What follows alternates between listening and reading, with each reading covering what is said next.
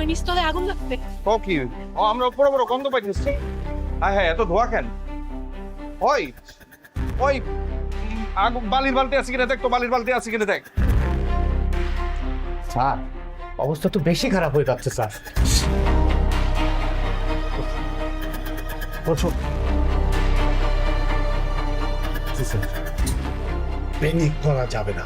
Sir আপনি যে panic করবেন নিষেধ করতেছেন, এখন তো আগুন আস্তে আস্তে বাড়তেছে, একটু পরে তো শ্রমিকরা মনে করেন চিল্লি করে সারা গার্মেন্টস মাথায় তুলবেনি। এখন যদি আমি গেটটা না খুলে দিই তাহলে ওর ঝাঁকে ঝাঁকে লোক পুড়ে মরে যাবে স্যার। মরে যাবে মরুক, কিন্তু কোনো অবস্থাতে গেট খুলবে না।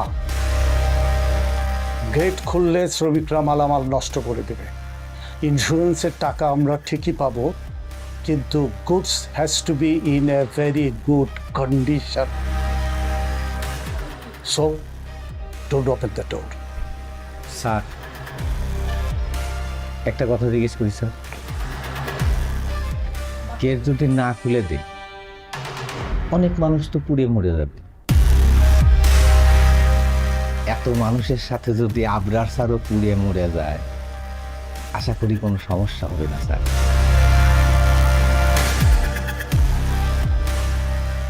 সাথে আকাশও যেন কোনোভাবে বেরোতে না পারে। জি স্যার। যা যা বলছি তাই কর। আকাশ যেন কোনো অবস্থাতেই বের হতে না পারে, কারণ ও সব জানে। আর ও মরলেই সব ঝামেলা শেষ। কিরে সালাম, আকাশ ভাই আগুন লাগছে ভাই। বালির বালতি কোনে? নতুন মেয়ে ডাক দাও, নতুন মেয়ে ডাক দাও, নতুন মেয়ে ডাক দাও। বালির বালতি কোনে? খুঁজে পাচ্ছি না তো। কি কর? ওরে আল্লাহ ভাই মেন গেট খোলেন। আকাশ ভাই কই? ভাই আল্লাহ, এই আপনারা সবাই সিঁড়ি দিয়ে নামেন, তার আগুন লাগছে। সবাই সিঁড়ি দিয়ে নামেন, আগুন লাগছে, কাম কাজ ছাড়া দেন। এই সবাই শোনেন, আগুন লাগছে, আপনারা কাজ ছাড়া সিঁড়ি দিয়ে নেমে যান। আগুন লাগছে, দাঁড়াও।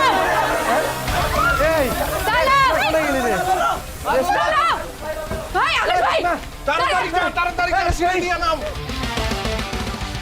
আরে তুই আমার কথা শোন, তুই এমনি ছাড়ো আমাকে। একটা কথা বলবি না, একদম চুপ সালাম। কি আশ্বাস, কি স্বপ্ন দেখাইছিলি তুই আমারে? সবাই রে আকাশ ভাইয়ের সাথে আন্দোলনে যাবি, আর মালিকের একটা ফোন আসছে, তুই ডায়েরি সম্পর্কে সব বলে দিবি এখন? তুই কি পাগল হয়ে গেছস? আরে পাগল আমি না, পাগল তো তুই। ওই আকাশ পাগল চোদার মতো তুই এমন লাফাইলে হইব?